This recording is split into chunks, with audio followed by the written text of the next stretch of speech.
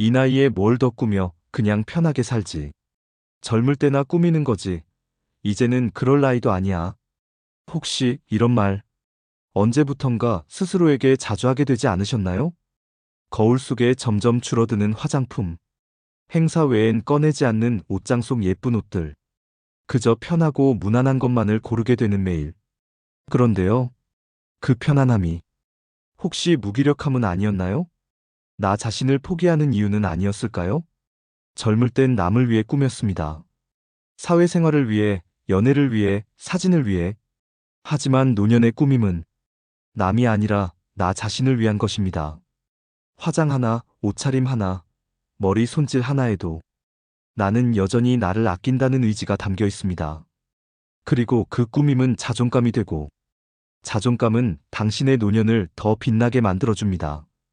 그러니 이제는 이렇게 말해도 괜찮지 않을까요? 나이 들수록 더 멋있어지고 싶다. 지금 이 나이에도 예쁠 자격이 있다. 오늘 영상에서는 왜 노년에 더 잘 꾸미고 다녀야 하는지, 그 숨겨진 이유와 우리가 놓치고 있던 가꾸는 삶의 힘을 함께 이야기해 보려 합니다. 1장. 나를 가꾸는 사람에게 기회가 옵니다. 사람은 옷이 날개라지만 사실 옷보다 먼저 다가오는 건 태도입니다. 그런데요, 그 태도라는 것도 결국은 겉모습에서 드러나는 경우가 많습니다. 정리된 머리카락, 깔끔한 옷차림, 생기 있는 표정. 그런 사람은 말 한마디 하기 전부터 아, 저 사람은 삶에 의욕이 있구나라는 인상을 줍니다. 특히 나이가 들수록 사람들은 더욱 관리된 인생에 끌리게 됩니다. 단지 예뻐 보여서가 아니라 자기 삶에 책임을 지고 있다는 신뢰가 느껴지기 때문입니다. 68세 박정자 씨는 퇴직 후 집에서 조용히 지내던 분이었습니다.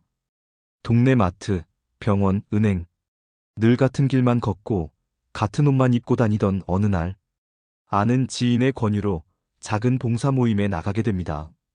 첫날, 아무 생각 없이 평소처럼 후줄근한 점퍼에 추리닝 바지를 입고 갔더니 주변에서 몸이 안 좋으신가요? 라는 말을 들었답니다. 그 말을 듣고 돌아오는 길에 정자 씨는 마음이 찜찜했습니다. 며칠 뒤 다시 모임에 나가며 그녀는 오랜만에 머리를 드라이하고 가장 밝은 색 스카프를 목에 둘렀습니다. 그랬더니 그날 주최하던 선생님이 다가와 말했답니다. 선생님, 오늘 정말 환해 보이세요. 혹시 다음 행사 사회 한번 보실 수 있으세요? 그렇게 시작된 기회가 지금은 어르신 대상 문화센터 강의로 이어졌습니다. 그녀는 웃으며 말합니다. 그날 스카프 하나가 내 인생을 바꿨어요. 그건 단지 천조각이 아니라 내 안에 있던 나도 할 수 있다는 용기를 끌어낸 열쇠였죠. 꾸밈은 겉모습만 바꾸는 게 아닙니다. 나는 여전히 가치 있는 사람입니다라는 무언의 신호를 세상에 보내는 행위입니다. 그리고 세상은 그 신호에 생각보다 민감하게, 따뜻하게 반응합니다. 2장. 외모는 자존감과 직결됩니다. 거울 앞에 섰을 때 어떤 표정을 짓고 계신가요? 입꼬리는 내려가 있고, 피부는 거칠고, 눈빛은 흐릿하고, 에휴, 뭐 이젠 이 정도면 됐지. 하고 스스로를 내려놓은 듯한 그 표정. 하지만 이상하지 않나요?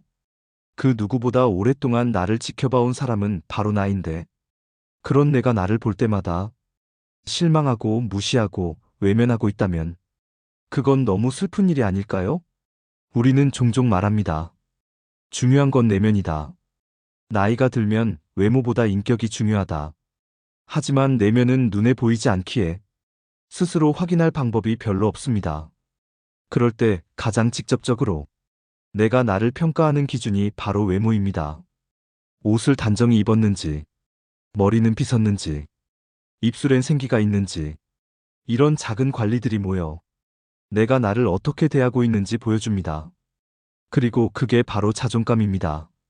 나를 사랑하는 사람은 나를 대충 다루지 않습니다. 정성껏 챙기고, 조금 더 나아 보이게 하고, 조금 더 단정하게 다듬습니다. 그건 남에게 잘 보이기 위한 게 아니라 나에게 너 아직 괜찮아, 예뻐, 멋져 라고 말해주는 하나의 방식입니다. 꾸밈이 자존감이고, 자존감은 나를 지탱해주는 바탕입니다. 그리고 그 바탕 위에 당신의 하루가 인생이 더 단단하게 세워집니다. 하루는 62세 정연숙 씨가 오랜만에 외출을 하려 옷장을 열었습니다. 예전엔 이런 옷 자주 입고 나갔었는데 손에 들린 건 밝은 꽃무늬 블라우스. 하지만 그녀는 다시 걸어두고 어두운 회색 니트를 꺼냈습니다. 거울 앞에 섰을 때 그녀는 멈춰섰습니다. 그리고 한참을 말이 없었습니다. 나는 왜 이렇게 됐지?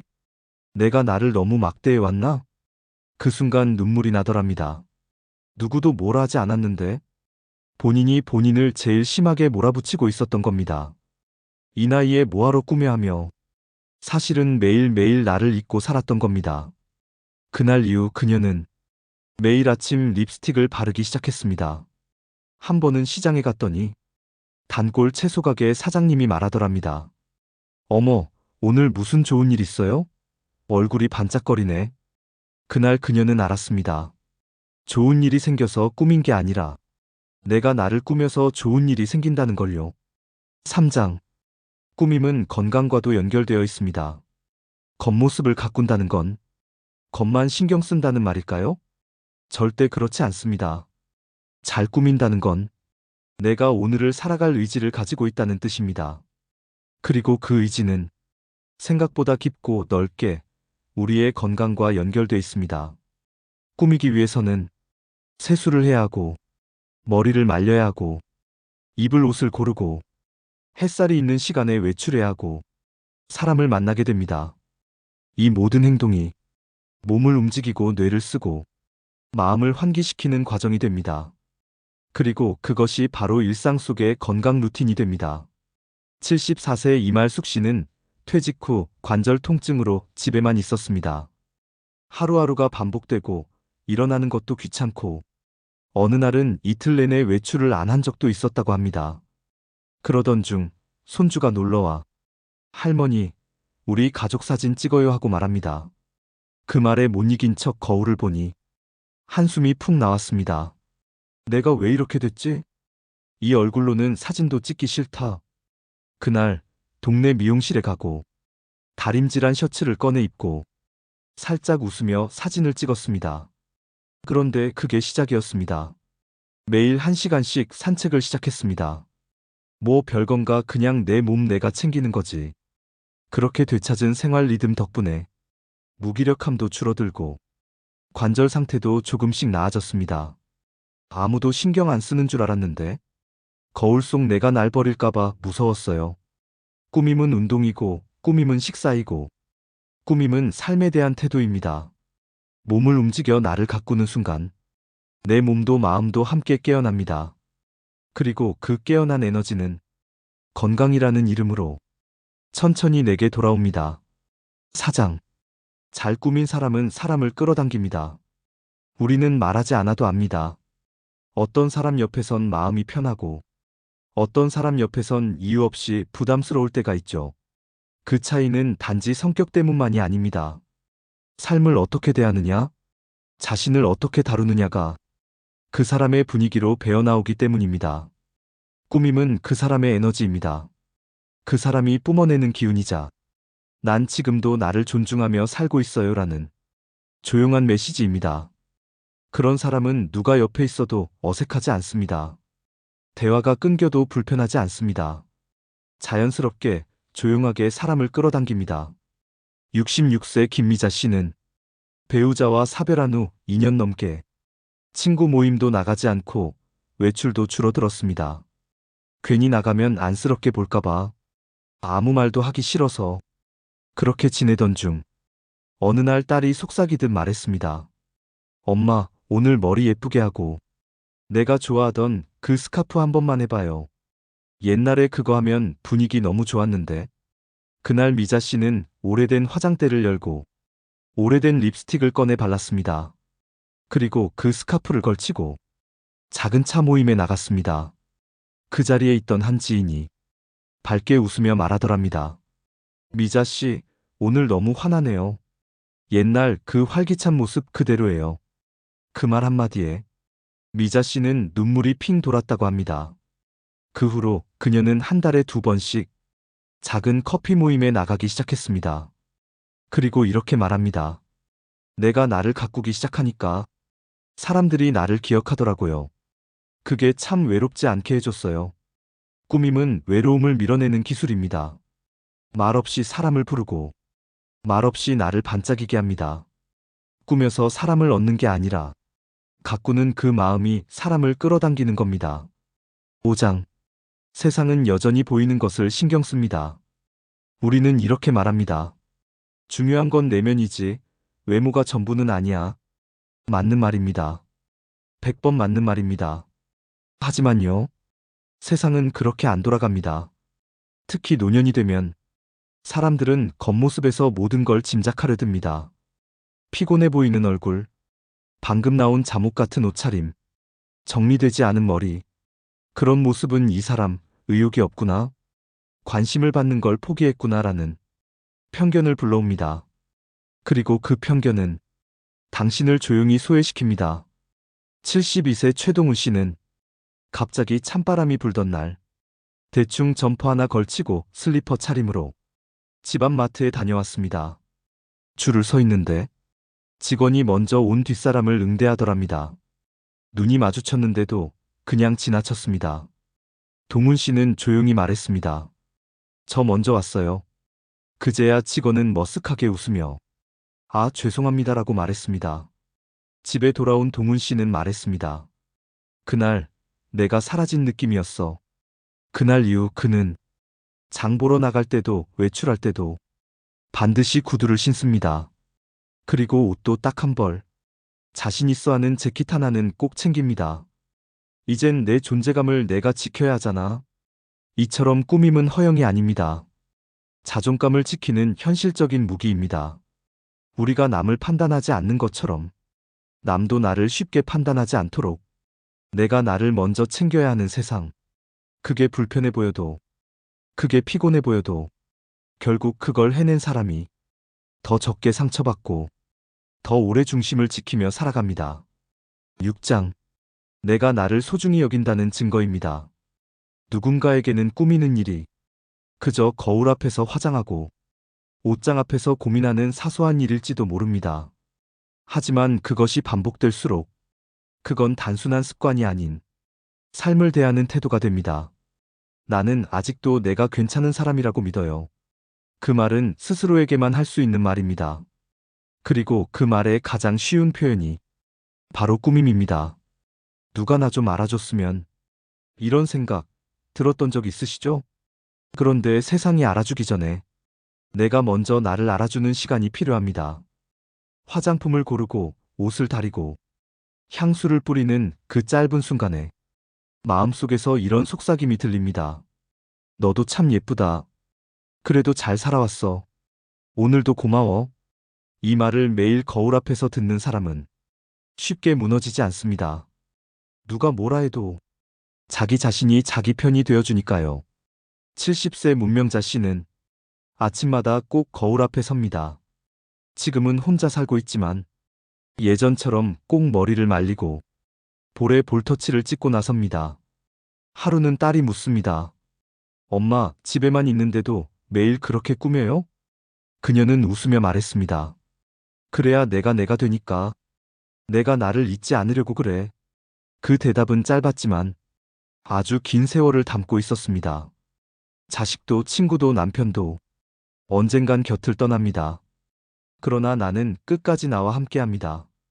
그렇다면 가장 마지막까지 남는 나라는 사람에게 우리는 얼마나 정성을 들이고 있나요? 꾸밈은 나를 소중히 여긴다는 행동의 증거입니다. 그건 스스로에 대한 존중이자 내 인생 전체를 귀하게 여긴다는 행위입니다. 그리고 그런 삶을 살아가는 사람은 나이를 먹을수록 존재감이 깊어집니다. 7장. 꾸밈은 노후 우울증의 방패막입니다. 노년이 되면 몸보다 마음이 먼저 무너집니다. 아침에 눈을 떠도 기상할 이유가 떠오르지 않고 밖에 나가기도 귀찮고 전화 한 통 오는 사람도 없고 이게 바로 노후 우울의 시작입니다. 특별한 충격이 없었는데도 어느 날 갑자기 아무것도 하기 싫고 세상이 멀게 느껴진다면 그건 마음의 에너지가 바닥났다는 신호입니다. 그럴 때 필요한 건 거창한 치료도 복잡한 약도 아닙니다. 화장대를 여는 작은 손짓, 셔츠에 주름을 펴는 그 몇 초, 거울 앞에 서는 용기, 그 모든 작은 움직임이 우리를 우울함에서 한 발짝씩 꺼내줍니다. 75세 남궁의 숙 씨는 남편이 세상을 떠난 뒤 2년 가까이 집 안에만 있었습니다. 밥은 대충 먹고 옷은 매일 같은 티셔츠, 거울은 거의 들여다보지도 않았습니다. 어느 날 친구가 찾아와 말했습니다. 너 눈빛이 예전이랑 너무 달라졌어. 네가 아닌 것 같아. 그 말이 며칠 동안 가슴에 박혀 있었고 결국 혜숙 씨는 다시 옛날처럼 화장품을 꺼내 들었습니다. 눈썹을 그리고 입술을 바르며 얼굴을 찬찬히 들여다봤습니다.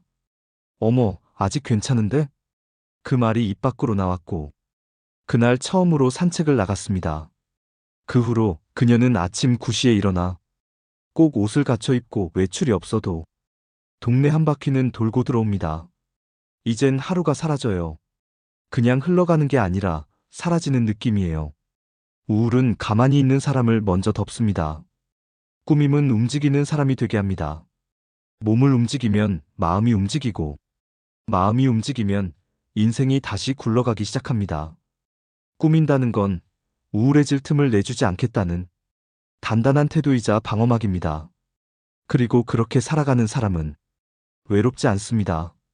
적어도 자기 자신과는 끝까지 함께하기로 약속했기 때문입니다. 꾸민다는 건 젊음을 되찾겠다는 몸부림이 아닙니다. 남에게 잘 보이려는 허영도 아닙니다. 나는 오늘도 나를 소중히 여기겠다는 아주 조용한 선언입니다.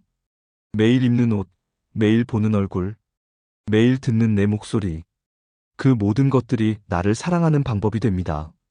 혹시 오늘 거울을 보며 실망한 얼굴로 한숨을 쉬셨다면 이렇게 한번 말해보세요. 그래도 나는 괜찮아.